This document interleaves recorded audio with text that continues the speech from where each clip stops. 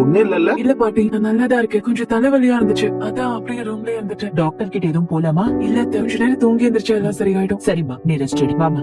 வா. அஞ்சலி அக்கா, உனக்கு தலைவலி தானா இல்ல வேற எதுவும் பிரச்சனையா? இல்ல வேற ஒண்ணும் இல்ல. இல்ல அஞ்சலி, நீ எதுவும் டிஸ்டர்ப்டா இருக்கிற மாதிரி தோணுது. அதுவா கூட இருக்கலாம், ஆனா உன்னை பார்க்க அப்படி தெரியுது, அதனாலதான் கேக்குறேன். நான் நல்லாதான்க்கா இருக்கேன். எதுவும் இல்லன்னா சந்தோஷம் தான். ஒருவேளை நீ எதுவும் சொல்ல முடியாத விஷயம் பர்சனலா இருந்துச்சுன்னா நீ என்கிட்ட தாராளமா ஷேர் பண்ணிக்கலாம்.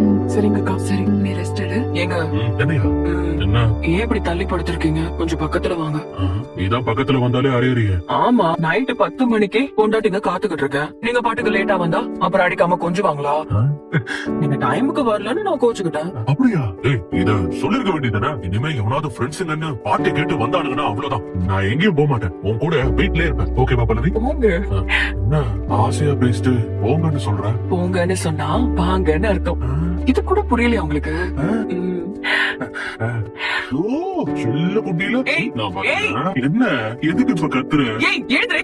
எழுந்திருக்கிறல்ல, எழுந்திரு. நாங்க ரெண்டு பேரும் பள்ளத்துல விழுந்தோம். ஏச்சி, எழுந்திரு. காப்பாத்துங்க. பல்லவி, பல்லவி, ஏய். நாங்க பள்ளத்துல ஏய், விழுந்தோம். எழுந்திரு. ஏய், ஏய்.